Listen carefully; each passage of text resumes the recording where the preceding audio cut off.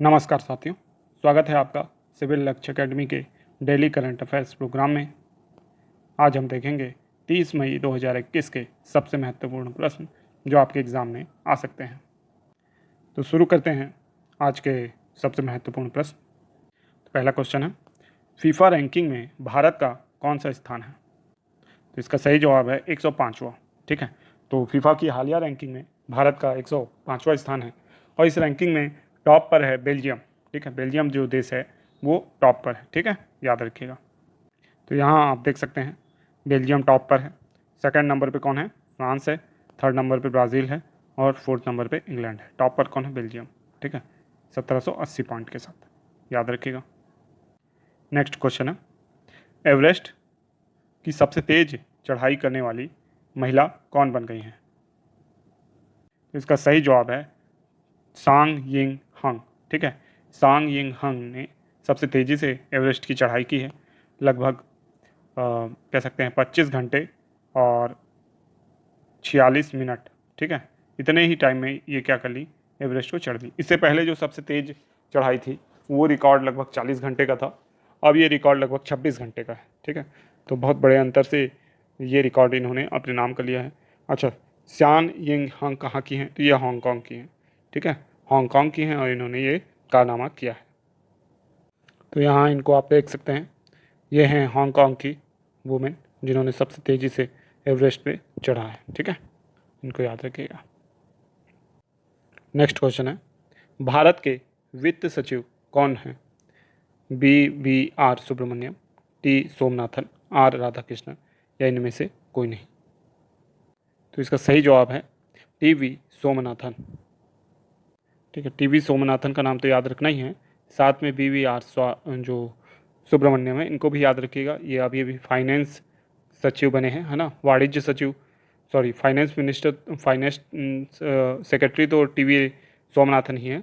BVR जो सुब्रमण्यम है ये आपके जो वाणिज्य कॉमर्स सेक्रेटरी बने, है ना, याद रखिएगा। नेक्स्ट क्वेश्चन है, रॉ प्रमुख का कार्यकाल कितने वर्ष के लिए बढ़ाया गया है?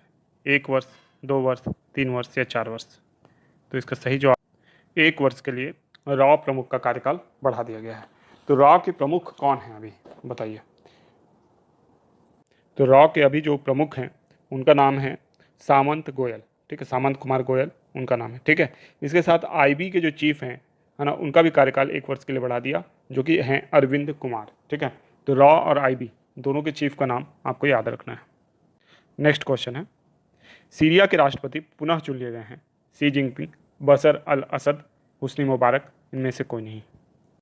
तो इसका सही जवाब है बशर अल असद। ठीक है, तो ये सीरिया के राष्ट्रपति पुनः चुन लिए गए हैं। वहाँ अभी इलेक्शन हुआ था। ठीक है, अब इलेक्शन तो हो गया, अब जैसा भी हुआ हो, है ना, उसमें फिर से चुन लिए गए बशर अल असद। अभी तक ये एक भी बार हारे नहीं चुनाव। ठीक है, हमेशा जीत जाते हैं, तो याद रखिएगा बशर अल असद का नाम।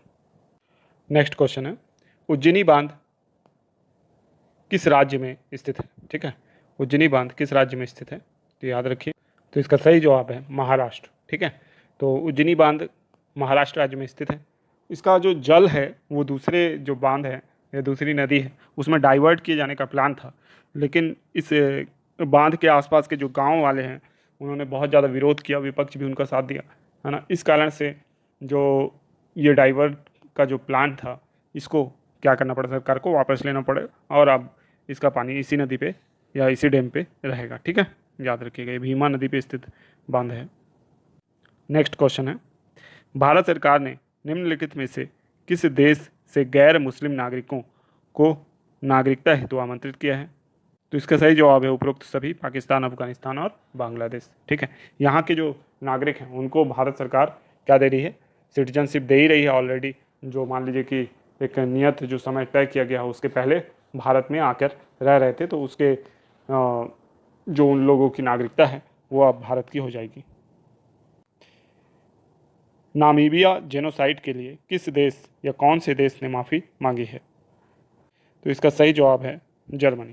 तो देखिए, नामीबिया जेनोसाइड जो हुआ है ये कह सकते हैं जब कॉलोनियल पीरियड चल रहा था, औपनिवेशिक यानी जो काल था उस समय, और जो जर्मनी है उसका अफ्रीका के कुछ क्षेत्रों में उसके भी उपनिवेश थे, उसमें से एक नामीबिया भी था। ठीक है, तो यहाँ के बहुत सारे लोगों को क्या किया इन लोगों ने, मार दिया जर्मनी वालों ने। कारण क्या था कि जर्मनी के बहुत सारे लोग जाके नामीबिया में बस रहे थे, तो नामीबिया के जो स्थानीय लोग हैं उन्होंने विरोध किया।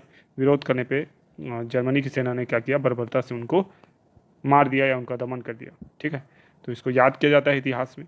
ये लगभग 1920-30 की घटना है। ठीक है, तो उस समय ये घटना घटी जिसे अभी भी याद किया जाता है। हाल ही में अभी जो आपकी जर्मनी की चांसलर हैं एंजेला मर्केल, उन्होंने नामीबिया जेनोसाइड के लिए ऑफिशियल रूप से माफ़ी मांगी है। ठीक है, नेक्स्ट क्वेश्चन है, निम्नलिखित में से किस देश ने रवांडा जेनोसाइड के लिए माफ़ी मांगी है? तो इसका सही जवाब है फ्रांस। ठीक है, अब ये भी क्या उपनिवेश काल का था? नहीं, ये उपनिवेश काल का जेनोसाइड नहीं था, बल्कि ये था 1994 का। ठीक है, यानी वर्तमान समय से ज़्यादा पीछे नहीं, लगभग समझ लीजिए 25-30 साल पहले की ये घटना है। ठीक है, और इस घटना में क्या हुआ था कि जो यहाँ की जो बहुसंख्यक जनता है रवांडा की, उसके चुने हुए प्रधानमंत्री है ना, उनके साइड के प्रधानमंत्री जो थे या जो राष्ट्राध्यक्ष थे, उनका जो है प्लेन क्रैश हो गया, क्योंकि उस पर अटैक हुआ था प्लेन पे, जिसमें उनकी मृत्यु हो गई। ठीक है, इसके कारण जो ये पूरा क्षेत्र है, ये क्षेत्र अशांति से भर गया, और क्या कहते हैं, जो बहुसंख्यक थे उन्होंने अल्पसंख्यकों का भारी दमन किया, और करीब कह सकते हैं 10 लाख लोगों को यहाँ मार डाला गया। ठीक है, जो बहुत बड़ा अमाउंट है। और फ्रांस ने इसके लिए क्यों माफ़ी मांगी? ये तो इनका घरेलू मामला था।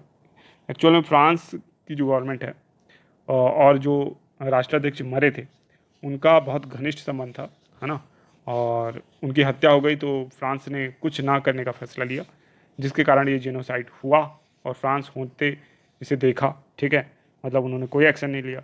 इस चीज़ के लिए अब वो माफ़ी मांग रहे हैं, क्योंकि अगर इन्होंने भी कोई आश्वासन दिया रहता कि हम जो अपराधी हैं उनको खोज निकालेंगे, या जो हमारे मित्र देश के जो यानी राष्ट्राध्यक्ष उनकी हत्या हुई है, तो उसका हम यानी पूरी तरीके से क्या करेंगे, रवांडा का साथ देंगे, और कह सकते हैं इसकी जांच करेंगे। लेकिन ऐसा कुछ किया नहीं फ्रांस ने, तो इसलिए इमैनुअल मैक्रों जो अभी वहाँ के कौन है, प्रेसिडेंट है, उन्होंने इसके लिए माफ़ी मांगी है।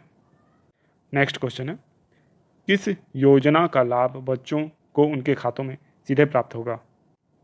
तो इसका सही जवाब है मध्याह्न भोजन योजना। ठीक है, तो मध्याह्न भोजन योजना का जो लाभ है, केंद्र सरकार ने फैसला किया है कि उसका लाभ बच्चों के खातों में क्या किया जाए, डाला जाए। ठीक है, तो इस बात को याद रखिएगा कि कौन सी योजना का लाभ केंद्र सरकार सीधा डीबीटी के माध्यम से बच्चों के खातों में ट्रांसफ़र करने की तैयारी कर रही है ना। अब देखते हैं सामान्य ज्ञान के कुछ प्रश्न। तो इसमें पहला क्वेश्चन है या 11वां क्वेश्चन है, असम के डिगबोई, सुरमा घाटी तथा गुजरात के खंबात और अंकलेश्वर से किस खनिज पदार्थ के उत्पादन के लिए प्रसिद्ध है? तो इसका सही जवाब है पेट्रोलियम। ठीक है, असम का डिगबोई और सुरमा घाटी जो है वो प्रसिद्ध है इसके लिए। गुजरात का खंबात और अंकलेश्वर प्रसिद्ध है। और अरब सागर में देखा जाए तो बॉम्बे हॉई बहुत प्रसिद्ध है, जो जहाँ से लगातार क्या किया जा रहा है, पेट्रोलियम का उत्पादन किया जा रहा है ना, उत्सर्जन किया जा रहा है।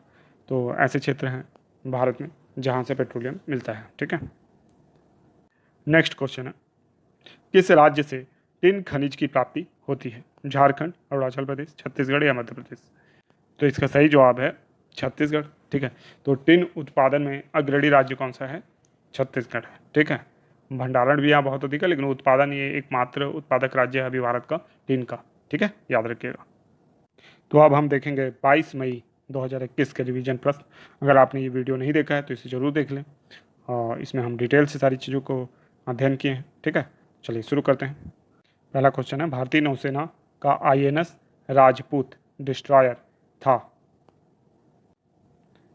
तो इसका सही जवाब है पहला। ठीक है, नेक्स्ट क्वेश्चन है, भारत सरकार ने DAP खाद पर सब्सिडी कितने प्रतिशत बढ़ा दी है?